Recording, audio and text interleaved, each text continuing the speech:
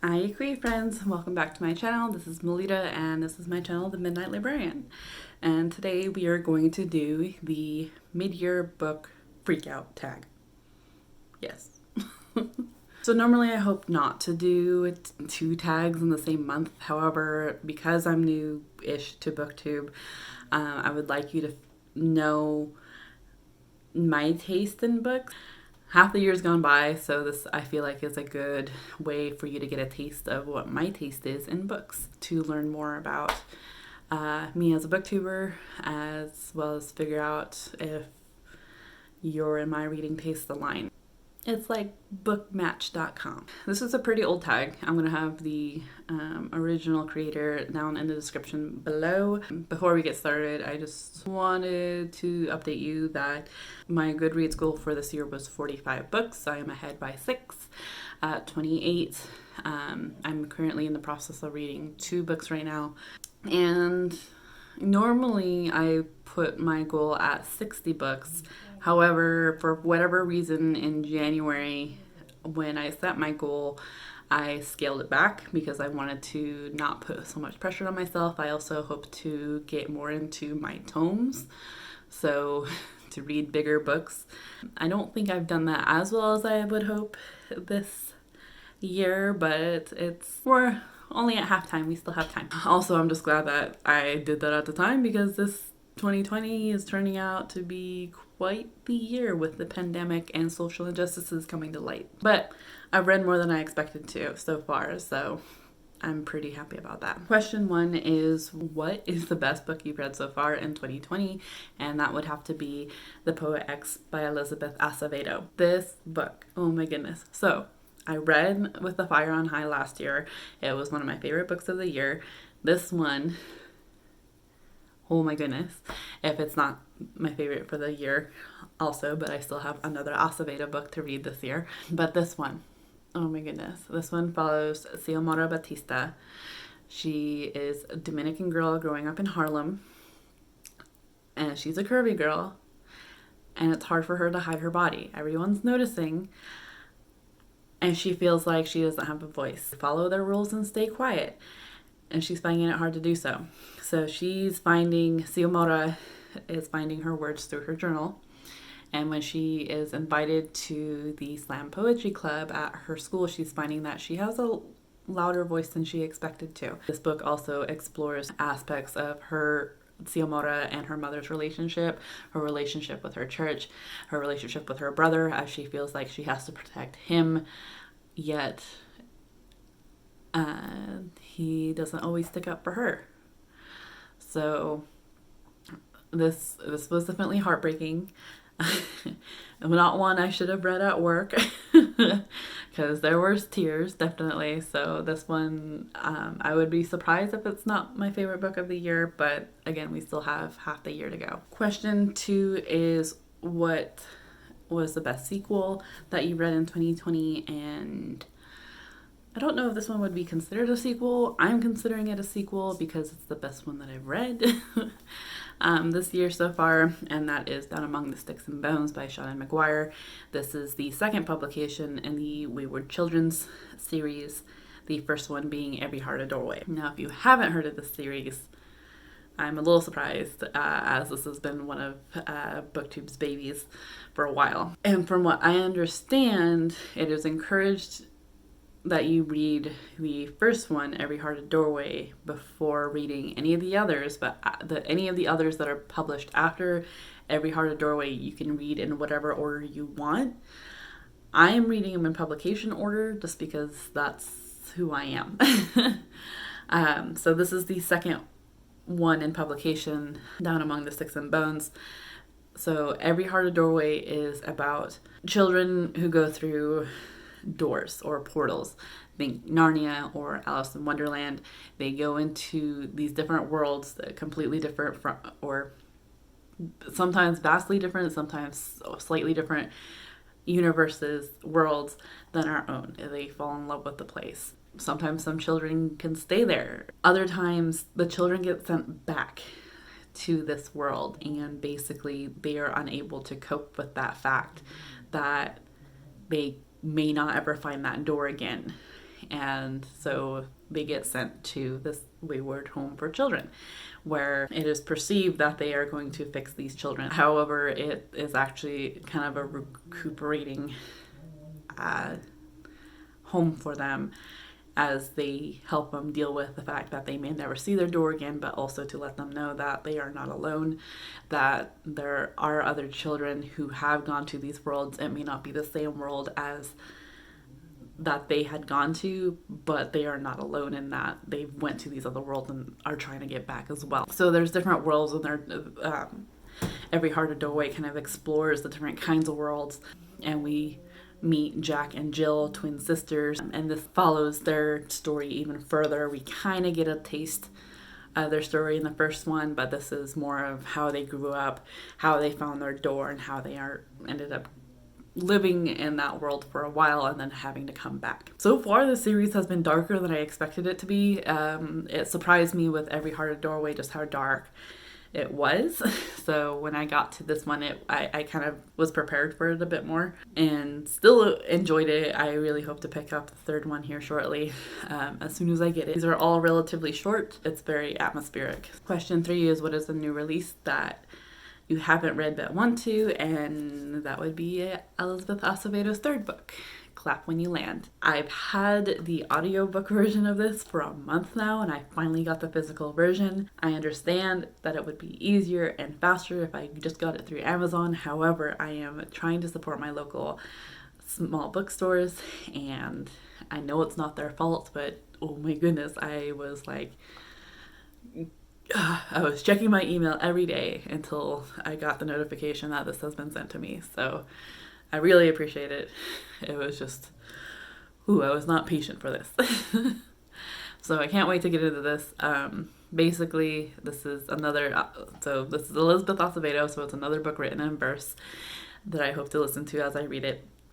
And this follows two girls, Camino Rios and Yahara. Camino lives in the Dominican Republic. Yahara lives in New York City. Camino goes to the airport to pick up her father, who he was scheduled to come in from New York City, only to realize that his plane has crashed and he didn't survive. It also turns out that she has a sister in New York City. He was leading two lives, and the sisters try to cope with what secrets their father has been hiding from them. What interested me most about it was that Elizabeth Acevedo based this on a flight that actually crashed and killed thousands of Dominican Republicans, but because it was right after 9/11 and it wasn't a terrorist attack, no one covered it. Devastated the Dominican Republic. So that was what really intrigued me. Also, this cover is just gorgeous. The spine is gorgeous. The inner hardback is gorgeous. I'm so excited to read this. Question 4 is, what is your most anticipated book to be released in the later half of this year? I have narrowed it down to 4 of them. And that is Cemetery Boys by Aidan Thomas. That is scheduled to come out September 1st, if all goes well. Also supposed to be coming out September 1st is We Are Not Free by Tracy Chee. I watched Monica's review of this, or reaction to this, and honestly it sounds so compelling and I really want to get my hands on it, so I'm excited for that one. Another one is The Only Good Indians by Stephen Graham Jones, which is scheduled to come out July 14th. I read his last one, Mapping the Interior, and it was interesting. I'm hoping to like this one a little better. It's supposed to be more horror, which I'm unsure how I feel about just yet, but I'm excited to get to it nonetheless. And also, of course, The Invisible Life of Addie LaRue by V.E. Schwab. And that is scheduled to come out October 6th. 5 is, what is your biggest disappointment? I've got 2. The first one being Beach Read by Emily Henry. This seems to be an unpopular opinion on BookTube. All the reviews I've seen, everyone seems to really enjoy and love this. I wish I was a part of that, and if you did love it, great. I'm glad you did. It just wasn't for me. This book follows January Andrews, who is a romance author who is in a bit of a writing, has a bit of a writing block, and some of that has to do with her personal life, and it's making her question love. So when she moves into a beach house that her dad had owned that her and nor her mom knew about, she continues to struggle not only with her writing block but her personal life, and turns out that her neighbor is August Everett, who is a literary author who was her rival in college. So he's in a bit of a writing block as well, and so they come up with a challenge to switch genres, and basically whoever writes the better genre, the loser has to buy and promote their book. This is kind of a hate to love romance, I feel like. I basically just had a hard time connecting with January Andrews. I felt like she was a bit hypocritical, and a lot of reviewers kept saying that like this was great in terms of it didn't have any drama, there was great communication. I honestly felt the opposite. It shouldn't take several shots of alcohol for someone to tell me that they think I have trust issues, let alone screaming it at me from a parking lot in front of a bar. So, like, for some reason, that scene in itself irritated me to no end. What the heck? I just in general had a hard time connecting to January Andrews. I just felt like she wasn't dealing with anything in a healthy manner. I also am finding in general that when authors don't really put much description in how the main character looks in order for me as the reader to be able to put myself in their position better, I have a harder time connecting with them. Tell me what they look like. I felt that it discussed some relatively decent topics. I just felt like a lot of the communication issues I had issues with. So I felt like it could have been better. My second disappointing read was Stiff by Mary Roach. And this is a nonfiction that I listened to off Audible, and I follow My Favorite Murder, the true crime comedy podcast, as well as several of their fan-based groups for true crime, and Stiff by Mary Roach seemed to be high on the recommendation list. So I listened to it, and basically this book is a nonfiction, and it follows the life of cadavers, really. Basically what happens to our bodies when we donate them to science, and whether that's, and also the history of cadavers, of how basically unwilling prisoners' bodies were suspect to dissection to be able to learn more about anatomy, and how cadavers in general have improved and our scientific studies, and some of the crazier studies that people have had. Ultimately, a really interesting book. What brought it down for me was the fact that Mary Roach kept inserting her opinions in. At one point, she was calling a group of doctors quacks and crazy, essentially, which, okay, like, it's not that my opinion differed, but it's the fact that she blatantly said that they were quacks and crazy. Lead me to that conclusion with your facts and your research on them. Don't just tell me that they're quacks and crazy and that their experiments were weird and unjust. Just tell me the facts and I'll reach that conclusion myself. Don't try to cram it down my throat. Only to then turn around and tell me about cadavers, how cadavers are used in other cultures. Kind of like dip into how odd they are, but then turn around to tell me that we need to be more open-minded about other cultures, which to me sounds fairly condescending, and it just put a bad taste in my mouth and ultimately brought the book down for me. And it just was not, to me, that was not okay. She also seemed to insert herself in almost every chapter, whether it was through her research or I don't know if she was trying to make it more personal, but ultimately it brought me out of the story so many times that it was just a little irritating.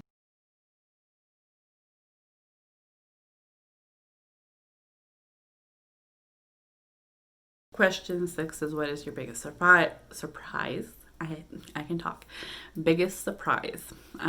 This would have to be Long Way Down by Jason Reynolds.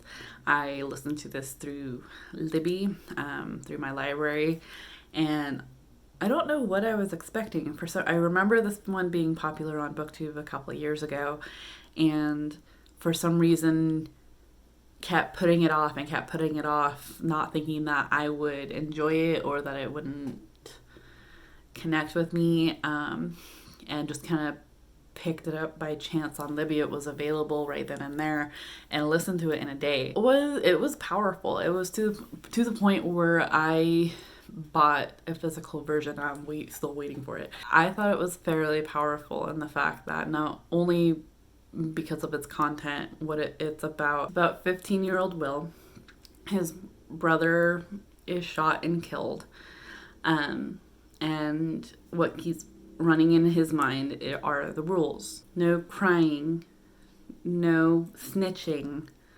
revenge. It was very powerful for me. It surprised me that it was in verse. I knew I liked Elizabeth Acevedo's writing, and for some reason I was just stuck in that. It was Elizabeth Acevedo.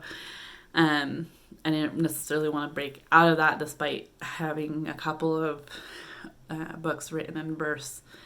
But for some reason I have this tendency to think this is what I like, and I'll stick to this area, to this author, and not branch out. But I'm so glad I took a chance on this, because it was very impactful.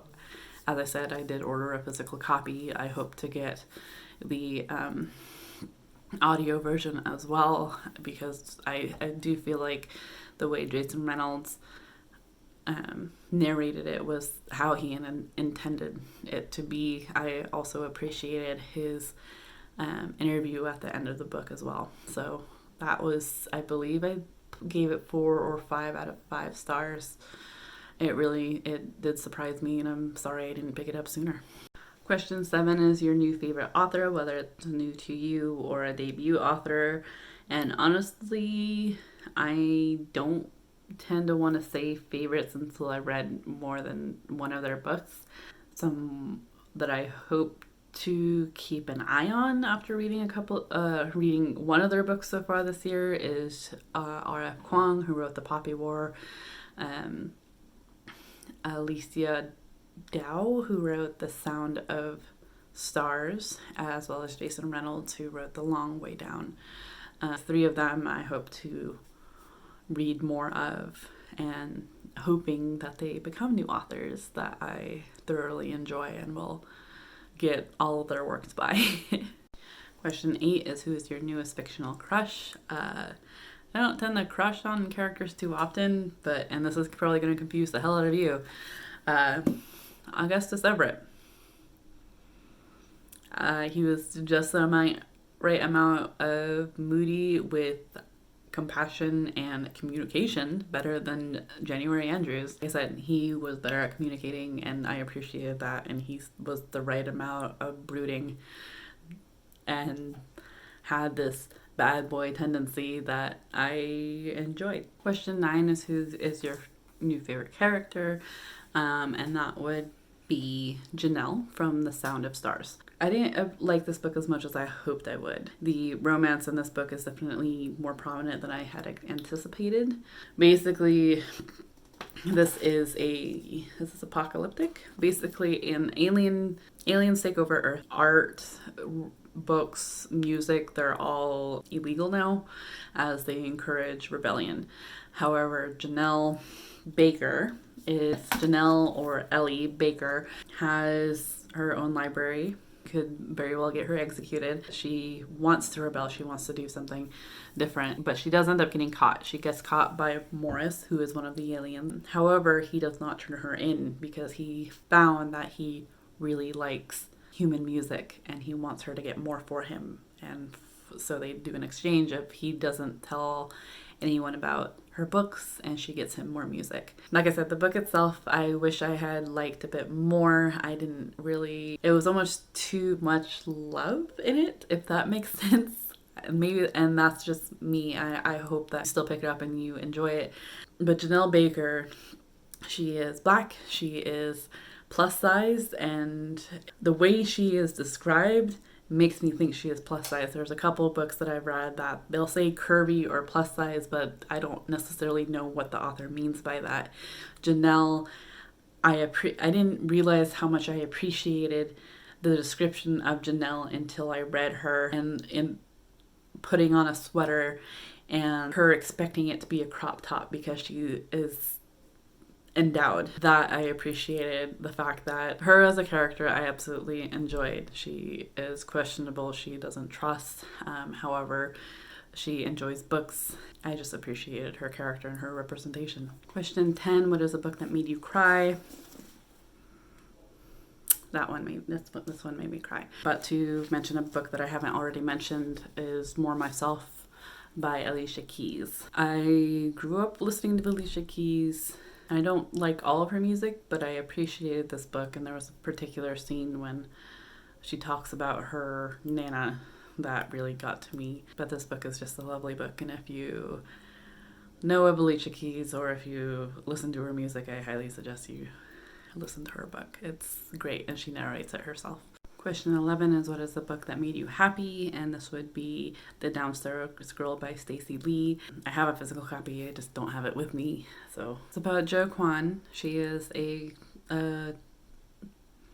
she is half Chinese, I believe, and in the 1890s, so it was after the Emancipation Proclamation that slaves are free. However, it's right as segregation is starting to be put into place, and it's becoming complicated because Jo has light skin. However, they still see her as colored.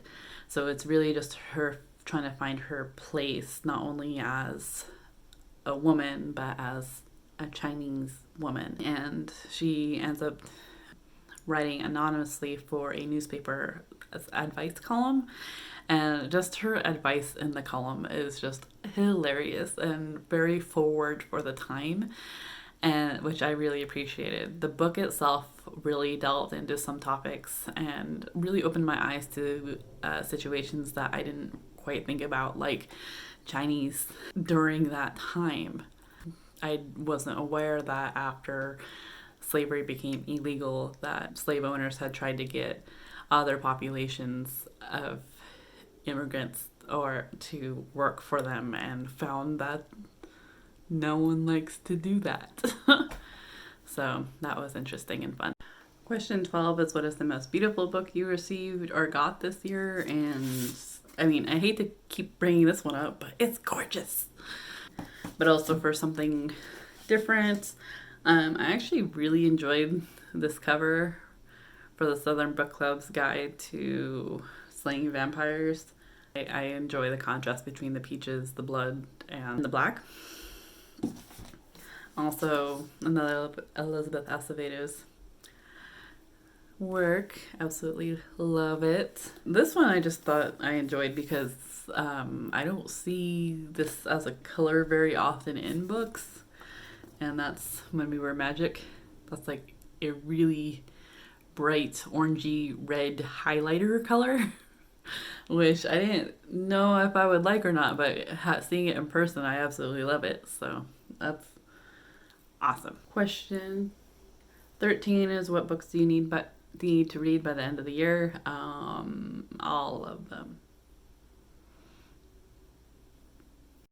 And question 14 is who is your favorite book community member? Honestly, I keep forgetting that she's a booktuber, and actually she just recently did this tag as well and reminded me that she's a booktuber.